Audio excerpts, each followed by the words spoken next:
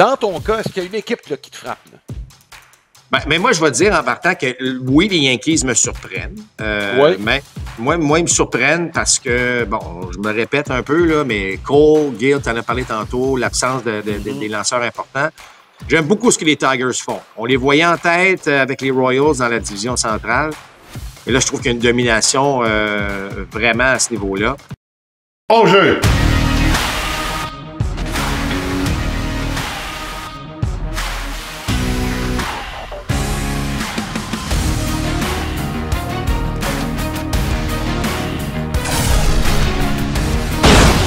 Deuxième prise! Compte complet! Le balado Côte complet est présenté par Plan de match à Boucherville et au Saguenay, votre centre d'entraînement et boutique de baseball avec cage de frappeur intérieur et lance-balles, fier partenaire de votre passion. Voici vos animateurs, Alain Huseau et Mark Griffin. Bienvenue à Compte complet, Alain Huseau et Mark Griffin qui vous accueillent alors qu'on va parler de baseball, évidemment, comme à chaque semaine. Au menu aujourd'hui, il y a déjà un mois et un peu plus, le mois d'avril, les choses du passé. On va faire un peu de bilan sur le plan individuel et collectif de ces premières semaines de la saison 2025. On va également parler de... Bon, la blessure la plus importante de la dernière semaine, c'est peut-être chez les Red Sox de Boston, Tristan Casas. On peut même s'interroger sur son avenir avec les Red Sox de Boston. C'est un passé de blessure là, qui commence, et de production aussi en dents de scie, là, qui va... J'ai l'impression d'amener les Red Sox à passer à autre chose éventuellement. Les lanceurs, ça fait longtemps qu'on en parle. Est-ce qu'ils sont bien protégés au monticule? Ça vient vite, ça part vite. Donc, c'est quand même... En tout cas, c'est quelque chose à laquelle il faudrait peut-être penser. Et Marc, tu vas nous parler aussi de la fine ligne entre l'arrogance et la confiance des joueurs. Confiance qui est essentielle. L'arrogance l'est-elle? Bon, on va parler un peu de ça au cours du balado. Je pense que ça vaut la peine. On parle beaucoup de la préparation mentale, mais ça prend un minimum de dose de confiance pour réussir dans une jungle professionnelle sportive. Marc, on va commencer avec le bilan. On va commencer sur le bilan individuel. Je ne peux pas faire autrement que d'y aller d'un nom, c'est Aaron Judge.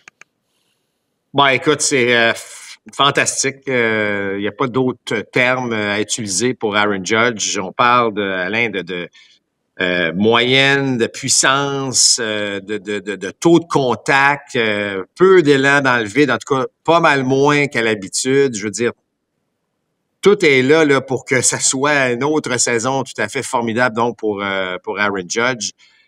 Vraiment impressionnant, Alain. Je regardais là de plus près ses statistiques. Puis effectivement, son taux de contact est un des meilleurs de sa carrière. C'est le meilleur de sa carrière. C'est un des points sur lesquels je voulais revenir. Je vais te laisser aller, Marc. Il y en a un autre, là. Ben, tu sais, je veux dire, on connaît sa puissance, mais là, un MPP, durant tout un mois de près de 1300, là, je veux dire, on parle du baseball majeur, là. Oui. On parle pas de notre catégorie inférieure, là. Donc, ce sont les meilleurs. Il est le meilleur présentement. C'est encore une fois là, son œil, sa discipline, son taux de contact. Il y a tout ça là, qui fait que, je veux dire, ce gars-là, oui, il a sa part de retrait sur des prises, mais bon, regarde, c'est 31 retraits sur des prises officiellement en 130 présences au bâton. Fait que, tu sais, lorsqu'on dit que la retrait sur des prises, là, on s'en fout un petit peu dans le cas d'Aaron Judge. C'est clairement ça, parce que tout le reste est extraordinaire. Mais c'est en bas de sa moyenne, Marc. Et là où je voulais en venir, Marc, et tu as souligné, je pense, un des aspects importants. L'autre aspect, oui, il est discipliné au bâton, il reçoit sa part de but sur balle, mais il s'élance plus que jamais. C'est pas une grosse différence, mais à ce niveau-là, Marc, des petits ajustements peuvent faire une énorme différence. Il va moins te lancer qu'à n'importe quel moment de sa carrière parce qu'il s'élance plus et que son coût de contact est plus élevé. Coordination meilleure et exceptionnelle, tu vas me dire aussi, parce que pour s'élancer plus, puis faire donc ton taux de contact est meilleur.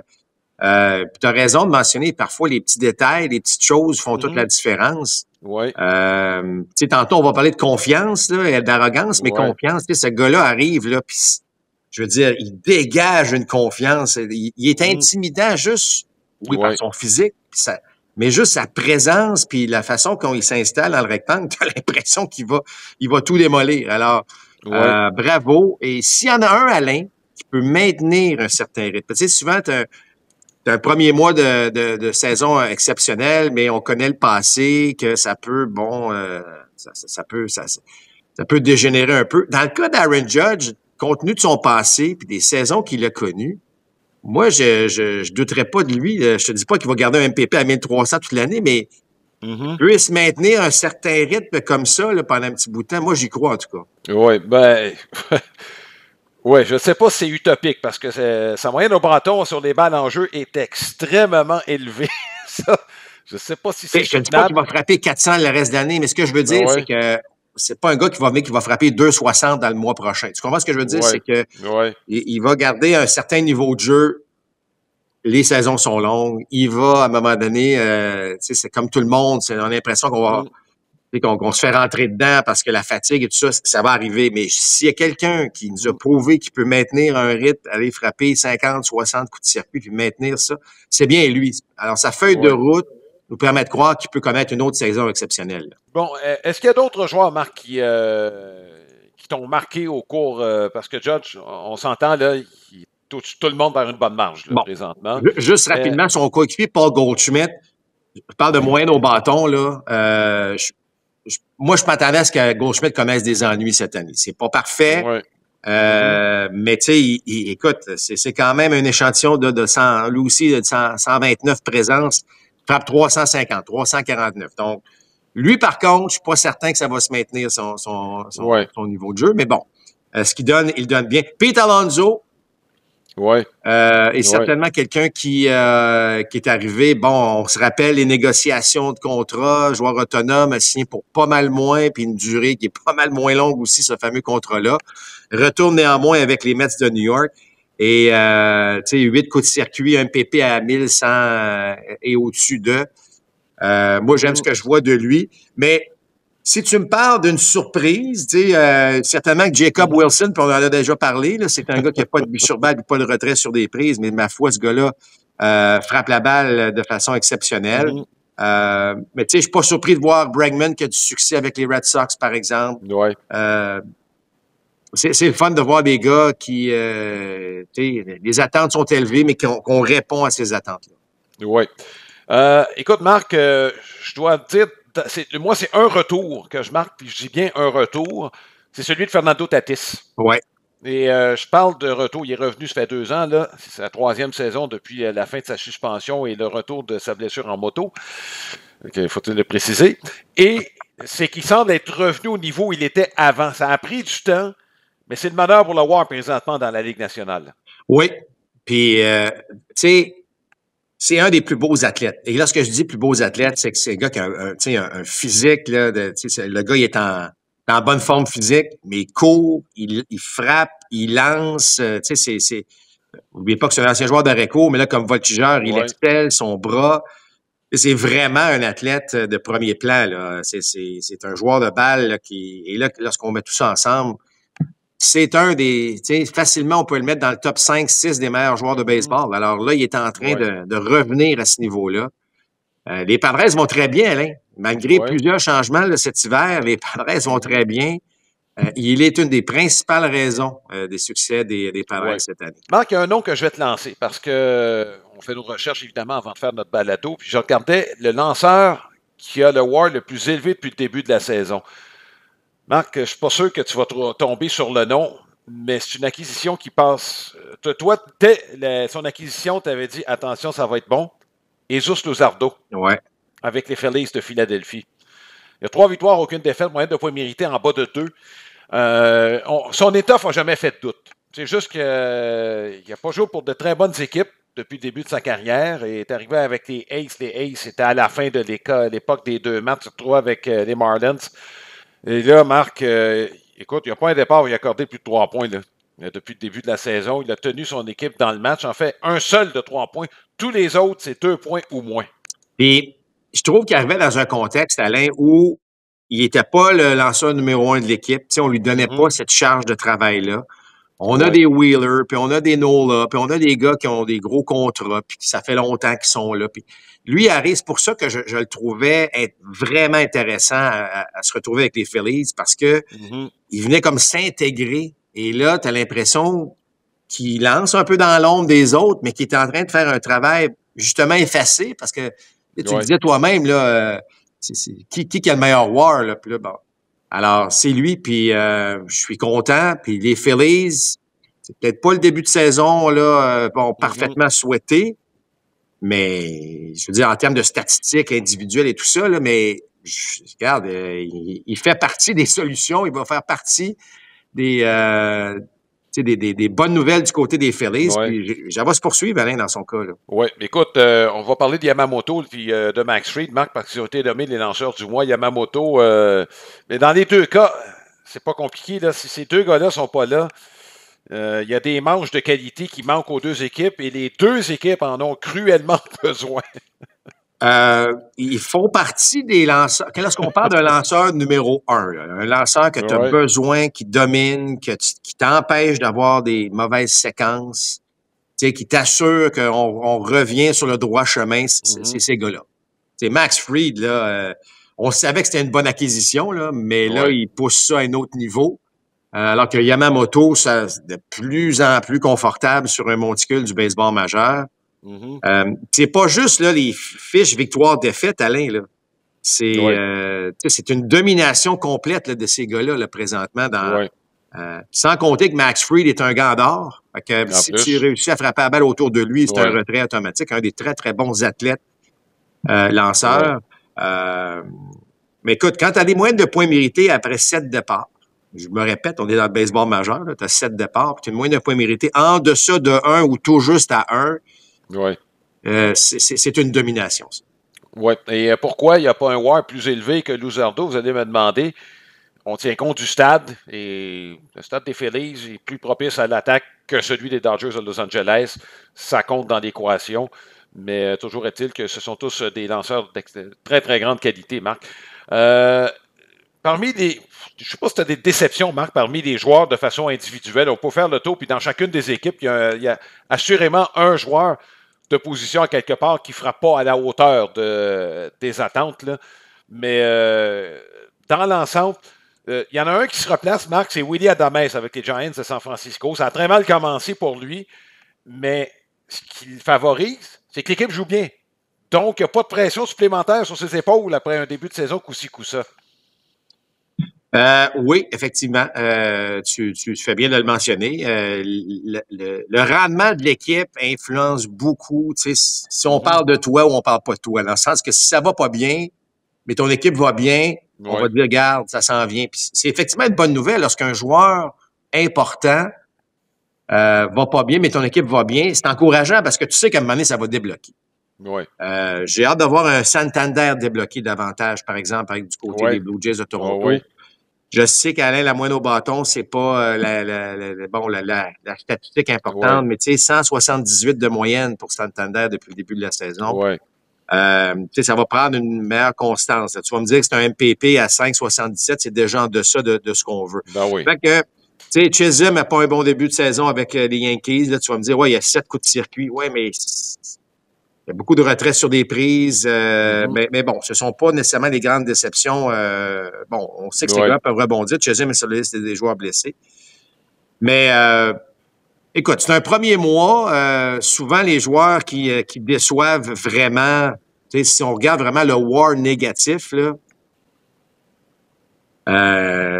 Jock Peterson, on le sait, avec son long passage à vite. Hunter Renfroe va pas bien du tout avec les Royals de Kansas City.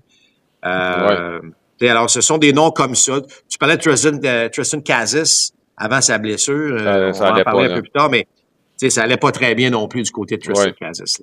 Oui, et la tendance, Marc, c'est 708 qui est le MPP global. On est à peu près au même niveau que l'année passée, même un peu plus, je dirais, de ce côté-là.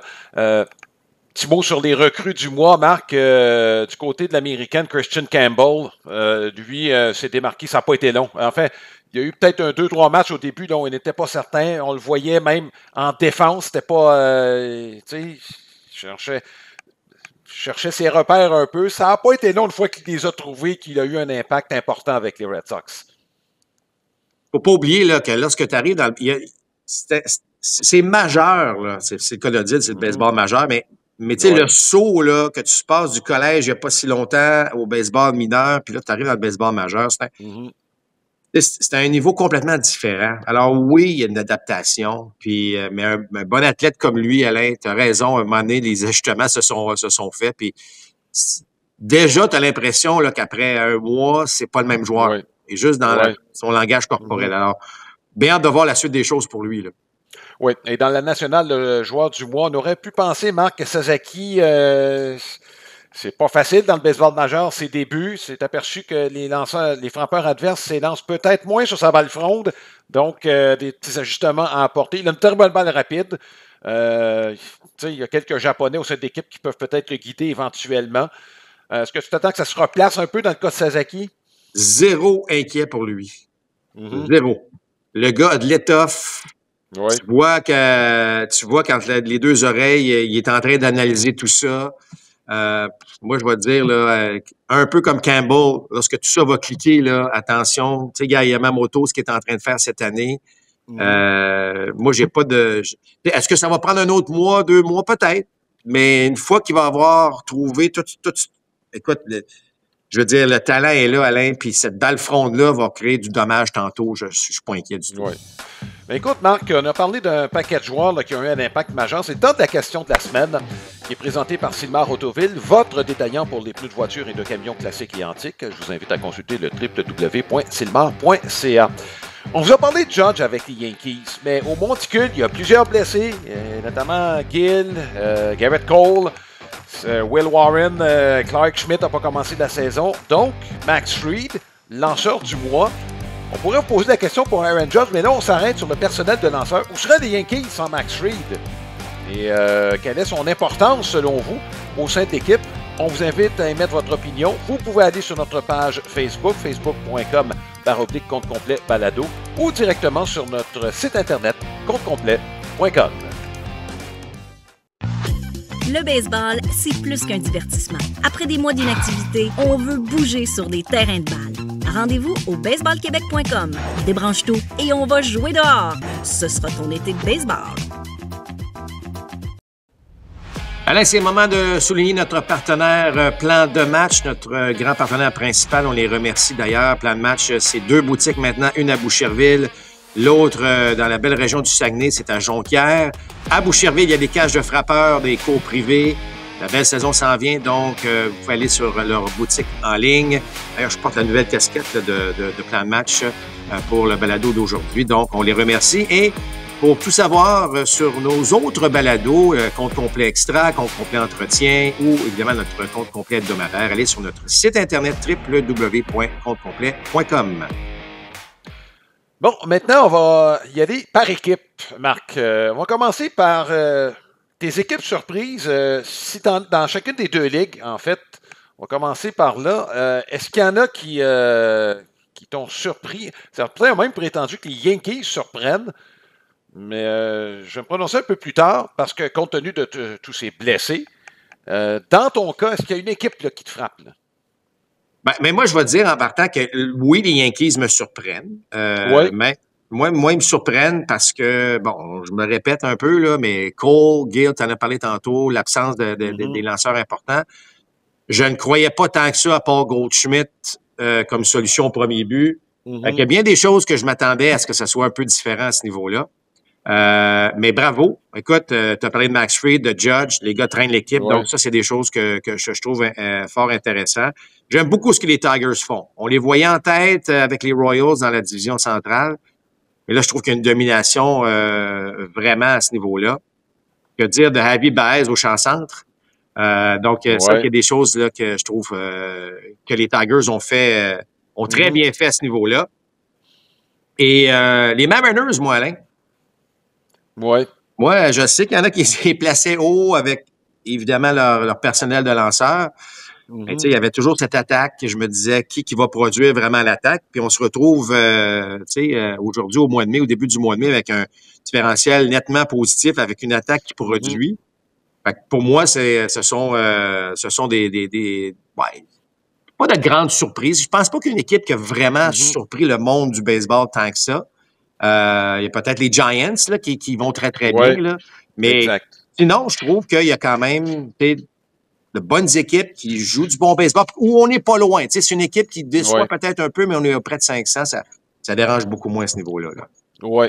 En haut de la liste, ce sont les Giants. Je pense pas qu'on s'attendait à ça de la part de cette équipe-là. Il y en a quelques-uns qui... Bon, l'arrivée d'Adamès, même s'il n'a pas encore frappé, Marc, tu parles souvent t'aimes ça parler de leader puis d'énergie qu'un joueur peut changer.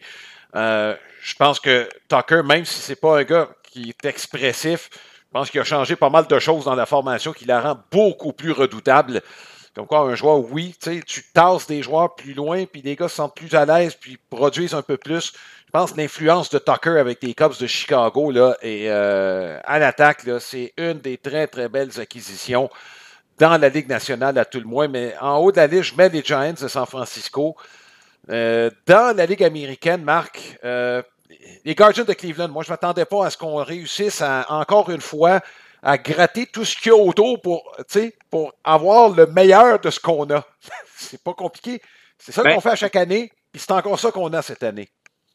Exact. Puis si on revient rapidement là, aux Giants ou aux Cubs, là, tu parles d'un joueur parfois, l'impact d'un joueur. Puis cet impact-là, il n'est pas seulement au niveau statistique. C'est pas seulement, bon, il frappe plus, il frappe moins. Moi, je vous dis, la présence d'un Willy Adamez avec les Giants change la donne dans l'attitude. Tu sais, souvent, rappelle-toi, on a parlé à l'époque des Yankees, puis on les trouvait amorphes, puis que finalement, l'arrivée d'un Don Olson peut-être pourrait réveiller ou d'un Rizzo. Ben, dans le cas d'Adamez avec les Giants, on n'a pas bien joué dans les dernières années du côté de San Francisco. On se cherchait. Ce gars-là a amené, je pense, une attitude renouvelée, plus de gagnant, là, plus de garde. On est ici pour jouer à balle, là, puis arrêter de niaisage. Là, donc, ça, je trouve ça bien, bien le fun de la part de ces gars-là. Alors qu'un Tucker est beaucoup plus réservé, mais je suis convaincu que sa présence fait que ça rassure tout le monde, puis que là, évidemment, ce qu'il a fait en première moitié de saison, en premier mois de la saison. Donc, les statistiques sont importantes au baseball, on le sait, mais il ne faut pas juste regarder ça. Quel impact que ces gars-là ont dans le vestiaire, dans l'attitude générale de l'équipe. Puis ça, évidemment, on ne peut pas le calculer, mais je suis convaincu que ce sont ça devient des éléments hyper importants de ces équipes-là. Oui, et un petit mot sur Seattle, Marc. Moi, je les avais vus haut.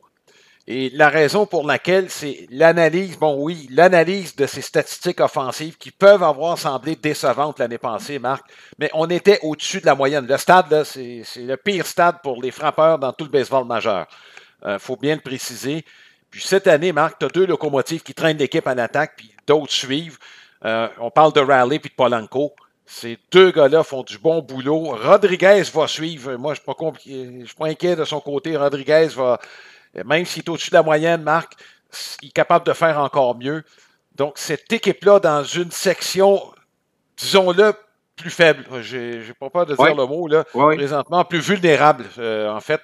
Puis ça, on va en parler tantôt des déceptions. Là.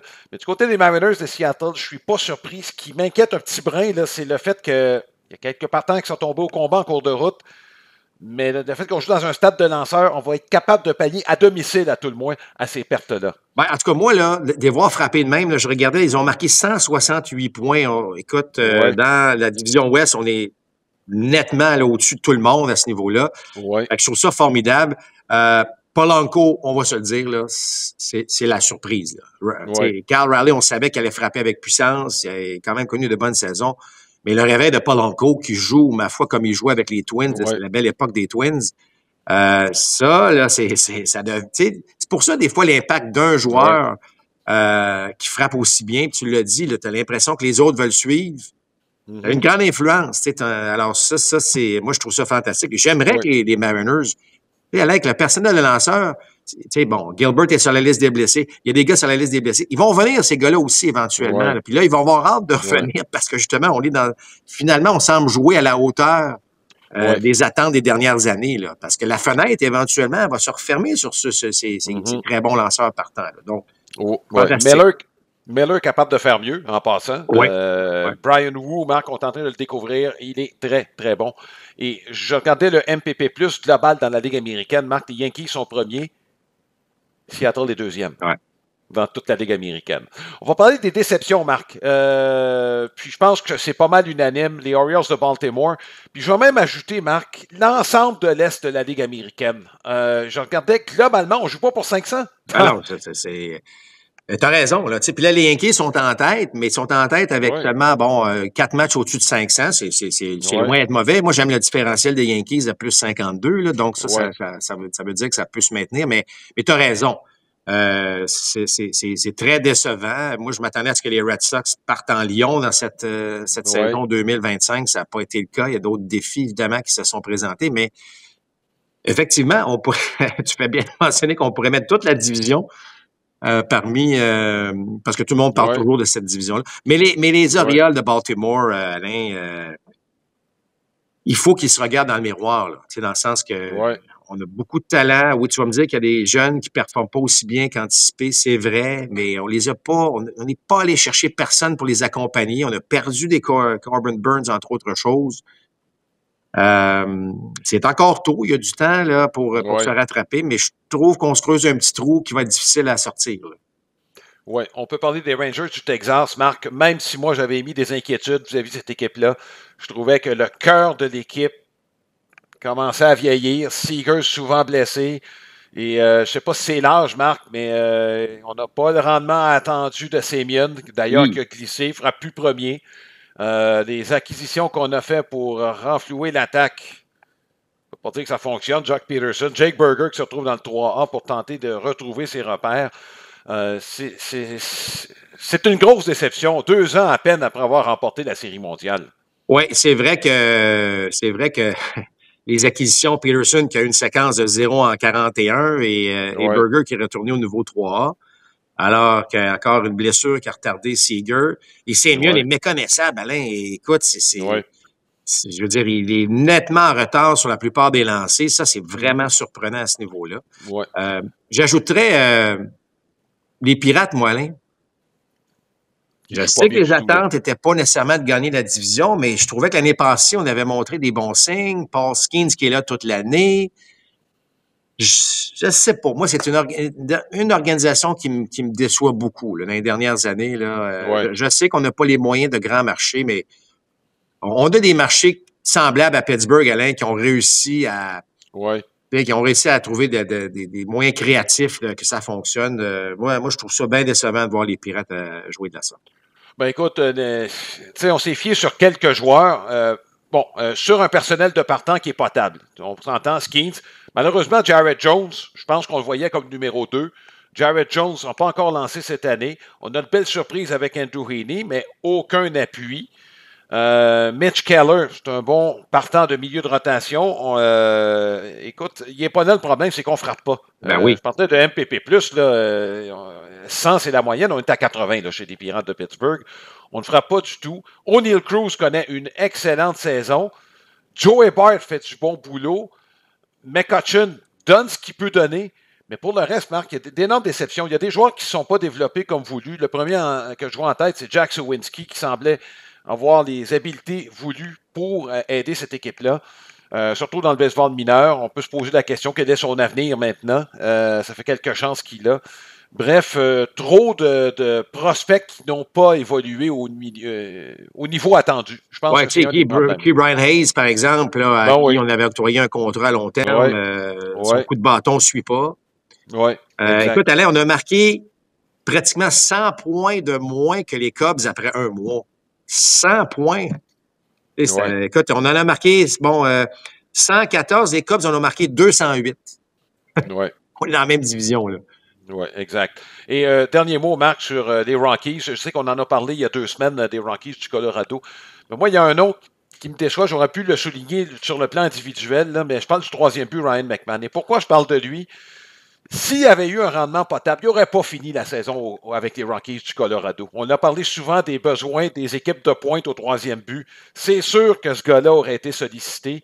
Mais tu sais, il y a le syndrome Charlie Blackmon aussi, Marc. Tu sais, sa fiche à l'étranger n'est même pas au niveau de la moyenne du baseball majeur. Tu sais, s'il y avait eu la moyenne, puis En tout cas, il n'y avait même pas besoin de ça, juste de produire un minimum, puis McMahon ne produit pas du tout. Non. C'est à l'image de l'ensemble de l'équipe. C'est pour ça que je mets en parallèle le rendement de Ryan McMahon. Je ne dis pas que c'est de sa faute entièrement. Je dis juste qu'il y a un parallèle à faire entre son rendement et celui des Rockies. Mais un parallèle à faire avec les Pirates de Pittsburgh.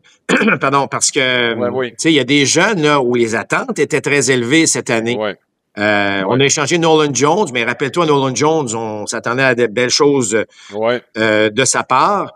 Mais les jeunes qui devaient là, prendre la place, là, les Toglia au premier coussin, c'est un MPP en bas de 600, là, même on est plus proche de 550.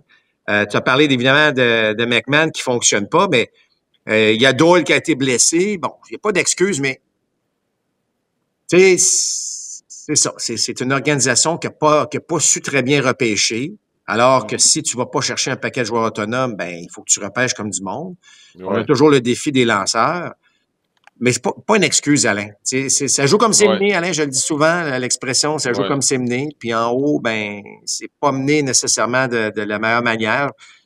Puis, Alain, ça commence par le repêchage, ça commence par le développement des joueurs. Puis il faut que ça soit pratiquement presque parfait pour que on puisse donner un peu d'espoir aux partisans. Là. Mais là, écoute, Alain, à ce rythme, c'est même pas 40 victoires. Là. Oui. Et en fait, on va passer à parler des Spiders de Cleveland bientôt si ça continue de cette façon-là. Si vous ne savez pas de quoi je parle, vous regardez les Spiders de 1899, tellement mauvais qu'ils ont terminé la saison sur la route parce que plus personne n'allait les voir à Cleveland à domicile. Et c'est pas des blagues, c'est exactement ce qui s'est passé. C'est le temps de la carte de baseball de la semaine. C'est une présentation de cartes d'uniondépôt.ca. C'est votre détaillant de cartes sportives et non sportives avec plus de 60 000 articles en vente sur eBay et une cote parfaite de satisfaction à 100%. On s'est arrêté sur Duke Snider. C'est la carte Topps 1954 numéro 32. 1954, pourquoi? Parce que c'est une, sinon sa meilleure saison dans le baseball majeur. 1954, 40 coups de circuit. C'est sa deuxième de 5 saisons consécutives de 40 coups de circuit. 1071, c'est son MPP, c'est son plus élevé au cours de sa carrière. Oui, il a profité du champ droit du Ebbets Field de Brooklyn. Il faut faire autrement que d'en parler. On le faisait déjà à l'époque. Duke Snider, écoute Marc, il a été identifié à Montréal. Il a joué une demi-saison à Montréal. Bon, 77 points produits en 70 matchs, ça vous vaut une promotion, tu comprendras. Il a été aussi analyste au match des Expos dans la première décennie de l'équipe. Donc, il y avait un certain attachement au sein de l'équipe. Quant à la carte comme telle de 1954 de Top, c'est la numéro 32, le verso inclut, ça, j'ai pas vu ça souvent, Marc, des statistiques en défense. Et l'ensemble de 250 cartes contient 22 membres du Temple de la Renommée. 1954, oui, Hank Aaron y était, carte recrue. Quand Hank Aaron a commencé sa carrière professionnelle, Marc, deux choses. Un, c'est un joueur de deuxième but. Et la deuxième, frapper avec les mains à l'envers. À l'envers, oui. Est-ce que ça s'enseigne, ça, Marc? Non. Non, ça s'enseigne pas. Puis si tu le faisais, on te reprendrait. Ouais. Il était réputé, Hank Aaron, pour avoir des mains les plus rapides dans le baseball majeur. Certains receveurs disaient qu'il allait chercher la balle dans le gant. Mais ça, des exceptionnels, Marc, vont toujours vous donner cette impression-là de faire quelque chose que peu d'athlètes sont capables de faire. Donc, notre carte de la semaine, Duke Snider, la Topps de 1954, numéro 32. Alain, j'aimerais rappeler aux gens qu'on a évidemment tourné des entretiens fort intéressants sur la prochaine saison dans la Ligue Frontier et avec les Capitales et avec les Aigles de Trois-Rivières. Avec les Capitales, c'est Patrick Scalabrini qui est l'homme à tout faire baseball, évidemment, du côté des Capitales. Et René Martin, qui est le président donc des Aigles de Trois-Rivières. Allez donc sur notre site Internet, compte complet extra, et on met la table donc vraiment sur la prochaine saison et aussi certains défis de chacun des marchés de Québec et de Trois-Rivières. Alors, des rencontres fort intéressantes. Je vous y invite. Oui, et ça commence très bientôt d'ailleurs, au début du mois de mai, dans les deux cas. C'est le temps de notre segment au cercle d'attente. On vous encourage à la lecture, particulièrement les jeunes avec des publications de Baseball Bob, de notre ami Bob McDuff. Allez sur le site internet www.baseballbob.ca. Notre ami Bob qui a pondu plusieurs livres destinés aux jeunes avec le thème central du baseball. Et on vous invite aussi à la lecture. Belle façon de se distraire, de faire aller notre imagination également. Et aussi d'apprendre plein de trucs. Et faire lire les jeunes, Alain, les jeunes garçons, là, juste en passant, là, Baseball Bob, là, je trouve ce qui est fantastique, c'est que souvent, puis ma tendre épouse est une enseignante, comment on fait lire aux jeunes garçons, là, la collection de Baseball Bob, là, c'est un coup de circuit. Là. Alors, profitez-en là, pour faire lire vos jeunes garçons, surtout, évidemment, les jeunes filles également, c'est plus facile parfois, mais jeunes garçons, là, c'est de belles histoires. C'est effectivement connu là, dans le monde scolaire, Marc. Faut les stimuler et c'est une bonne façon de le faire. Notre portrait de la semaine, Jameson Taillon, lanceur des Cubs de Chicago. Choix de première ronde des Pirates de Pittsburgh. Marc, je ne sais pas si tu savais que ça faisait aussi longtemps. Deuxième choix en 2010. Qui était le premier? Bryce Harper, qui avait été repêché par les Nationals de Washington. Les Nationals qui avaient accumulé des premiers choix, Marc, en raison du fait qu'on n'était pas très très bon lorsqu'on est parti de Montréal et que M. Bowden s'est organisé pour que ce soit encore pire après le départ. Jameson Taillon, donc, c'est un prospect de premier plan, Marc, et on l'a attendu pendant plusieurs années, Jameson Taillon. D'ailleurs, a fait l'objet de plusieurs blessures en début de carrière. C'est un gars de la Floride. Il était élevé en Floride. Son début dans le baseball majeur, ça a pris du temps. Oui, il arrivait du réseau des écoles secondaires, donc c'est toujours un peu plus long. Et 2010, commençant en 2016, là, c'est ça. Ça a tardé, opération Tommy John. Mais Marc, il est en train de montrer, on a vu un de ses matchs avec les Cubs de Chicago. C'est rendu un lanceur professionnel, Jameson Taillon, aujourd'hui. Il a encore de l'étoffe, lance avec sa tête, a développé son répertoire. Bref, c'est rendu un actif, même. Écoute, c'est sa 16e année professionnelle depuis qu'il a été repêché. Et c'est un gars qui en a encore à donner. Oui, puis il est beau à voir lancer. Tu as dit qu'il lance avec sa tête. C'est exactement ça. Donc, c'est pas... c'est un gars qui a beaucoup amélioré, évidemment, la précision de ses tirs pour devenir ce type de lanceur-là. Parce que, tu sais, si tu veux abuser des faiblesses des frappeurs, il faut que tu lances la balle à un endroit très précis. Tu as l'impression qu'il est capable de faire ça. Je ne veux pas le comparer à Greg Maddux, mais Greg Maddux était vraiment le portrait parfait là, du type de lanceur il lançait avec sa tête, avec précision. Taillon tend un peu vers cette façon de faire-là. Écoute, c'est 2 opérations de type Tommy John, une très jeune et une plus tard dans sa carrière. Il a rebondi. Mais tout est dans l'attitude, Alain. C'est un gars qui a une grande, on va en parler tantôt, là, mais grande confiance en lui. Il prend le monticule, il est à sa place. Va s'arranger pour que ça fonctionne. Même s'il n'y a pas l'étoffe, va trouver des façons de retirer des frappeurs. Puis ça, ben, c'est pour ça que le gars lance depuis 16 ans dans le baseball professionnel. Il est capable de s'adapter, il est capable de comprendre qu'aujourd'hui, tel lancer ne fonctionne pas. Fait que ça, c'est signe d'un gars qui est là pendant longtemps. Pendant longtemps, il connaît du succès. Oui. C'est un gars qui a représenté le Canada, Marc, la Classique mondiale. Et, peut-être une anecdote amusante lorsqu'il a joué à Montréal dans le cadre de cette classique-là. On lui demandait comment il prononçait son nom et de façon amusante, il dit « Ben, je pense que vous êtes capable de le prononcer mieux que moi-même. » Et je pourrais dire même, le descripteur des matchs des Yankees de New York, Michael Kay, qui doit lever mon chapeau envers l'effort qu'il fait pour prononcer les noms des joueurs correctement. Et lorsque Taillon était avec les Yankees, tu sais, c'est avec le N, on prononce toutes les consonnes ou à peu près en anglais, mais dans le cas de Jameson Taillon, il le prononçait de façon impeccable. Comme s'il était un francophone, Taillon. Et je pense que c'était la demande de lui-même.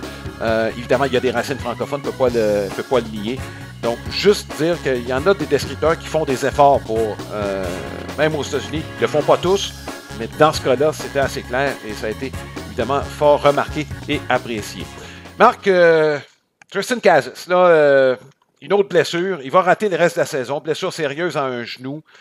Compte tenu des prospects qui s'en viennent là, chez les Red Sox de Boston, compte tenu de son historique de blessure, je pense on peut sérieusement se poser la question s'il a un avenir avec les Red Sox de Boston. Oui, bien là, écoute, la première question qu'il doit se poser, c'est de revenir en santé. Il a subi l'opération, là, mais il va rater.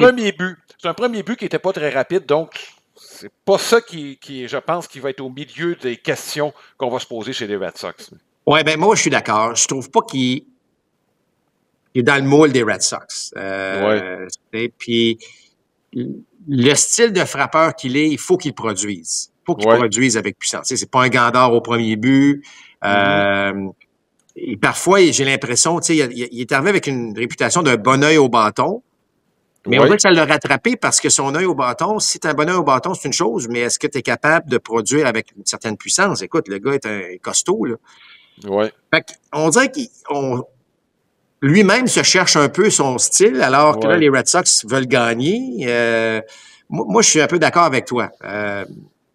C'est mystérieux comme potentiel. Je pense que ça peut débloquer. Il l'a montré pendant il y a certaines fenêtres de sa carrière où là, il a explosé, là. Alors, c'est mystérieux. Est-ce que quelqu'un va s'essayer éventuellement avec lui? Oui, mais je suis pas sûr. En fait, je suis pas mal convaincu que ce ne sera pas avec les Red Sox. Il est relativement jeune, Marc. Il arrive, il était au milieu de la vingtaine. Ben, c'est pour ça que je dis que c'est mystérieux. Il y a du potentiel, il l'a montré. Il y a comme j'ai dit, il y a des fenêtres où il a été dominant, là, mais je ne sais pas si ça coïncide avec ce que les Red Sox, effectivement, veulent faire. Mais est-ce que quelqu'un va s'essayer avec lui éventuellement ou est-ce qu'on va lui donner la chance d'aller ailleurs? Absolument. Absolument. Puis son nom va revenir lorsqu'il reviendra en santé. Mais c'est ça. Il va falloir qu'il produise rapidement. Parce que là, on se retrouve dans les mêmes. Tu sais, il y en a eu chez les Red Sox des joueurs comme ça, là. Comment ça s'appelait le dernier premier but, là, même son nom m'échappe, là, mais qui a joué au troisième aussi de temps en temps, là. Il y avait chez Helen Brand, là, que je ne sais pas si. Non, c'est pas lui qui a pensé, mais tout ça pour dire que. C'est des gros prospects. Travis Shaw.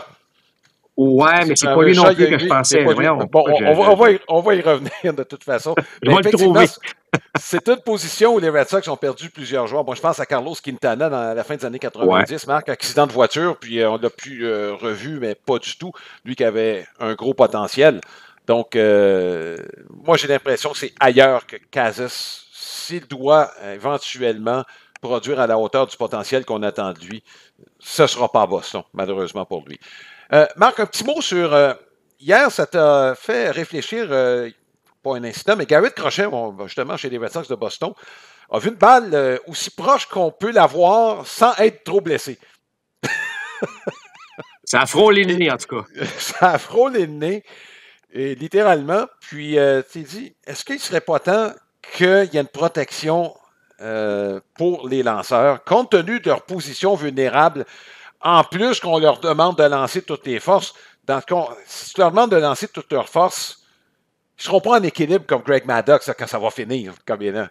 Donc, vulnérable. Oui, ben c'est ça. C'est que, à chaque fois qu'il y a un incident ou près d'un incident comme ça, ben ça remet le sujet là, en premier plan. Écoute, tu regardes les frappeurs aujourd'hui, les lanceurs qui lancent fort, on a les statistiques aujourd'hui. On sait que la balle sort à 110, 115. On a vu pratiquement des 118 000 à l'heure du bâton. Tu ne peux pas réagir à ça. Là. Je veux dire, t'as beau, c'est 60 pieds, 6 pouces, tu termines ton élan, tu es rendu à 50 pieds. Je ne sais pas, je fais juste dire, y a-tu quelque chose? Je sais qu'il y a eu la fameuse casquette, d'ailleurs, il y a Kiki Hernandez qui l'a portée lorsqu'il a agi comme lanceur l'autre jour, mais je sais pas. Est-ce que... Je voudrais juste pas qu'on attende qu'il y ait vraiment un incident important. Je regarde les frappeurs, Alain, les casques au fil des années. Là, on est rendu évidemment avec le protège mâchoire là, qui est prêt, puis de plus en plus de joueurs l'utilisent. Je sais pas. Je pose la question, est-ce que quelque chose qui pourrait être fait, parce que la fameuse casquette protectrice, pas grand monde qui ont essayé ça, là. Tu sais, je veux dire. Non. Fait que, je sais pas. Je sais qu'à la balle molle, on est très proche. Bon, c'est pas des professionnels, mais même au niveau collégial, sur le ball féminin, on porte une protection, là. Au village, une espèce de grille. Je ne dis pas de porter une grille, là, mais je sais pas. C'est peut-être quelque chose éventuellement qui sera à considérer. Oui, une réflexion à avoir là-dessus, Marc. On a trouvé le joueur en question, Marc, qui, je suis pas mal sûr, c'est un qu'on surnomme un faux francophone, là. Je pense que c'est Bobby Dalbec. Oui, c'est ça, exactement. Bon, voilà, Robert Dalbec, si on va par son vrai nom. Marc, bon, là, tu as joué au plus haut niveau, Marc. Tu as signé un contrat professionnel, tu as joué 6 ans, tu as côtoyé un paquet de joueurs autour de toi. Tu en côtoies encore aujourd'hui qui font partie de l'élite. ce qui est essentiel, Marc, c'est d'avoir un minimum de confiance. Donc, quand on s'en va dans le sport élite, particulièrement chez les professionnels, on se dirige dans une jungle avec toutes sortes de personnalités. Et tu ne peux pas réussir si tu n'as pas un minimum de confiance en toi. Ça, c'est clair. Les 26 joueurs là, qui font partie d'une équipe du baseball majeur, ils ont ça en eux à quelque part, à différents niveaux. Mais là, le niveau, quelquefois, s'approche de l'arrogance. Est-ce que cette arrogance-là est essentielle? Bon, je vais juste te corriger, Alain. Ça prend pas un minimum de confiance. Un minimum de confiance, tu n'en auras pas assez. Et ça prend... Bon. Tu sais, je veux dire... Regarde, Ouais. je suis pas médecin du tout, là, mais c'est sûr que si tu arrives au bâton, par exemple, d'être un frappeur, puis tu commences à dire que hey, lui, le lanceur, là, il lance fort. Là. Pas sûr que je vais être capable. Autrement dit, le doute n'est pas une option. N'est même pas à considérer. C'est ça. Alors, si tu arrives au bâton dans les mêmes circonstances, tu te dis OK, hein, c'est un bon défi, let's go, envoie ta balle, je suis prêt, puis bon, je te garantis pas que tu vas frapper. Mais tu donnes une bien meilleure chance, puis tu es en train de dire à ton cerveau, hey, on va l'essayer, là, on va l'essayer. Donc, déjà, il y a un avantage. Il faut avoir confiance. Puis tu as raison, c'est un beau sujet, Alain. On va se le dire, là, la ligne est où, là? La confiance est là, l'arrogance est là. Il y a des beaux exemples. Tu sais, Aaron Judge. On parlait d'Aaron Judge tantôt. Je veux dire, pas d'arrogance d'Aaron Judge, là. C'est un gros nounours, mais Colin, Mike Trout. Ouais. Même, tu sais, Francisco Lindor. T'sais, on pourrait nommer des gars qui... C'est parmi les meilleurs là, de leur position, de leur génération. Puis, bon. Est-ce que tu as besoin d'aller au-delà de ça? Ça dépend de la personnalité de chacun. Mais je suis pas sûr que tu dois aller du côté où, là, entre guillemets, t'écœures tout le monde. Tu es en train là, de... Bon, tu es en train là, de démontrer là, que... Tu sais, si tu es le meilleur, tout le monde va le savoir. Tu n'as pas besoin de le dire tout haut et fort que tu es le meilleur. Je veux dire, on le voit, là, c'est sur le terrain. Mais ça dépend, comme j'ai dit, ça dépend de ta personnalité parce qu'il faut que tu y crois. Moi, Mike Trout l'a toujours dit, parce que Mike Trout, ça n'a pas été un choix de première ronde. Ça a toujours été un bon joueur, là, mais je veux dire. Mais lui, il s'est toujours dit, moi, quand je saute sur un terrain, j'y crois, je me le dis, je suis le meilleur joueur sur le terrain. Je suis meilleur. Quand j'arrive au bâton, je suis meilleur que le lanceur. Même si le lanceur, c'est Paul Skeens ou Jacob deGrom dans les beaux jours, c'est moi qui est le meilleur. Ça, c'est une attitude de gagnant. Tu sais, là, tu es en train de t'amener ailleurs. Mais tu n'es pas en train nécessairement de le dire à tout le monde ouvertement avec, en posant des gestes. Là. Ça prend ça. Yogi avait raison, Alain, c'est 90% mental, l'autre moitié physique. Mais tout ça pour dire que c'est comme ça. Le sport, pour frapper une balle, pour frapper une balle un lanceur qui lance à 60 pieds 6 pouces, qui lance 90 000 à l'heure, fait qu'imagine à 100 000 à l'heure, là, c'est un temps de réaction de 0,4 secondes. Si tu n'es pas en confiance, puis tu es dans le doute, ça ne marchera jamais. Ça ne marchera jamais. Et l'inverse pour le lanceur aussi. Là, puis on les voit, Alain, tu le sais, on a décrit assez de matchs ensemble, là, de voir lorsqu'un lanceur arrive, ça ne marche pas. Là. Et tu le vois dans son langage corporel. Là. Ça ne marche pas. Les épaules sont baissées. C'est la même chose pour un frappeur qui est dans un long passage à vide. Alors que tu le vois lorsqu'un gars est dans une très, très bonne séquence. Moi, j'ai toujours enseigné, là, je disais souvent aux jeunes qui lançaient, puis je leur disais, là, si tu lances une balle ou une quatrième balle, là, reçois la balle au receveur, puis installe-toi au monticule comme, hey, regarde, j'ai eu un mis sur balle, mais la prochaine fois, c'est sûr que tu vas être retiré. C'est ce genre de... Il faut avoir ça, puis c'est important, Alain, parce que si tu y crois pas, ça marche pas. Écoute, tu viens de décrire ce qui est arrivé au cours de la fin de semaine dans un match entre les Tigers de Détroit puis les Angels. Tarik Skubal donne un circuit en partant à Zach Neto. Et par la suite, Skubal est revenu de le retirer sur des prises et ça a amené une réaction de Skubal qui n'a pas été appréciée par Zach Neto. Skubal, il emmène large. Puis quand il est au monticule, Marc, ça paraît. C'est un physique imposant, puis tu as l'impression qu'il est 2 fois plus gros qu'il l'est en réalité. Puis Zach Neto, ben, il y a un petit peu d'Alex Bregman dans lui. C'est un coq. C'est pas compliqué. Puis lui, il n'a pas aimé ça. Pas pas fallu que la bataille parte parce que je pense que Neto, c'est arrivé deuxième d'aplomb. Là.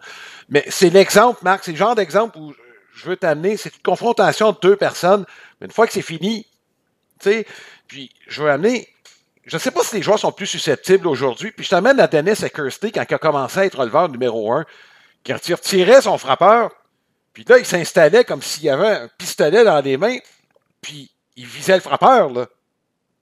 Il n'y a pas un lanceur qui pourrait faire ça aujourd'hui sans que la bagarre éclate. Est-ce qu'on est rendu trop susceptible? Ben oui, ça c'est certain, Alain. Ça reste du spectacle, c'est sport et spectacle. Moi, mais il y a moyen de célébrer aussi dans le respect. Là. Encore, la ligne est aussi fine avec confiance, arrogance que c'est quoi le geste que je peux poser. Mais est-ce que tu peux manifester ta joie d'une manière? Absolument. Surtout, il y a un gros retrait où tu as frappé un circuit important. Je veux dire, j'ai pas de problème. Mais il faut, c'est ça. Il faut que ça soit fait un petit peu dans le respect, là, mais, je veux dire, c'est du sport. Les gens veulent voir ça. Moi, je peux commencer à dire, OK, là, personne peut, faut que tu déposes ton bâton à chaque fois que tu frappes, même si c'est un circuit, enfin, un grand chelem pour faire gagner ton équipe. Ou un troisième retrait avec les buts remplis, troisième prise. Mais non, écoute, il faut. C'est correct, je veux dire, c'est encore une fois, il faut se le répéter, là, mais c'est de l'entertainment. Alors, il faut que ça soit le fun. Oui. Si Junior Caminero, Marc, avait lancé son bâton comme ça dans le baseball majeur, comme il l'a fait lors de la 7e match de la finale de la République dominicaine, tu penses-tu que le prochain lancé aurait été à l'intérieur? Ben, écoute, à une certaine époque, c'est sûr, mais dans les circonstances, Alain, c'était spectaculaire comme fin de match. Ben oui. Alors, moi, je trouve que, des fois, c'est trop gros. Puis, regarde, si t'es pas content, t'avais juste à pas le donner le coup de circuit, là. Ou si t'es pas content, tu comprends? Fait, c'est exactement mon point. Je veux dire, c'est ça. On vient au bad flip de Bautista, là. Ben oui. T'as beau être frustré. Tu l'as accordé le coup de circuit, mon homme, là, dans des circonstances qui font que le stade a explosé. Vis avec, là. C'est un peu. Je veux dire, on est là pour ça, là. Je me souviens de joueurs de football qui, au football, on a réglementé les célébrations. Je trouve ça un peu dommage, mais bon, il y avait quand même un peu de divertissement là-dedans et d'ingéniosité. Puis un joueur qui avait dit, si vous voulez pas que je célèbre, ben empêchez-moi de marquer.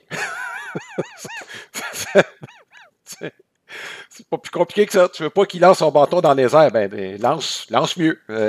Si tu veux retirer tu veux qu'il dépose son bâton dans l'abri parce qu'il a pris une marche, parce qu'il a été retiré sur des prises, organise-toi pour que ça soit ça. Là, Ben oui, c'est ça. Pour que la prochaine marche, ça soit direct dans... Oui. Bien d'accord. Ça met un terme à ce balado aujourd'hui. On vous présente l'arrière des matchs de la semaine à RDS. C'est une présentation de Lester, maître du smoked meat et des hot dogs depuis 1931. Et que ce soit pour à la maison, un barbecue, un festin en famille, Lester est toujours au rendez-vous, disponible chez votre épicier préféré. Donc, 3 matchs cette semaine. Ce lundi, petit bémol, en principe, San Diego contre les Yankees de New York. C'est à 19h à RDS. Pourquoi un bémol? Parce qu'on n'annonce pas du beau temps à New York ce lundi. Sinon, on va se rabattre dans le match Cincinnati-Atlanta. Mercredi, le 7 mai, 18h30. Notez bien l'heure. On verra les Red Sox de Boston contre les Rangers du Texas au Fenway Park. C'est un match présenté à RDS 2. Et dimanche à RDS 2, dimanche le 11 mai, on verra les Phillies de Philadelphie contre les Guardians de Cleveland. À 19h, les Guardians qui surprennent depuis le début de la campagne. Voilà ce qui complète ce balado. J'espère que cela vous a plu. Merci à Martin Villeneuve encore une fois pour son excellent boulot en notre compagnie. Alain Usereau et Mark Griffin, on se souhaite une très belle semaine de baseball. Portez-vous bien. Balado compte complet vous a été présenté par Plan de Match à Boucherville et au Saguenay, fiers partenaires de votre passion.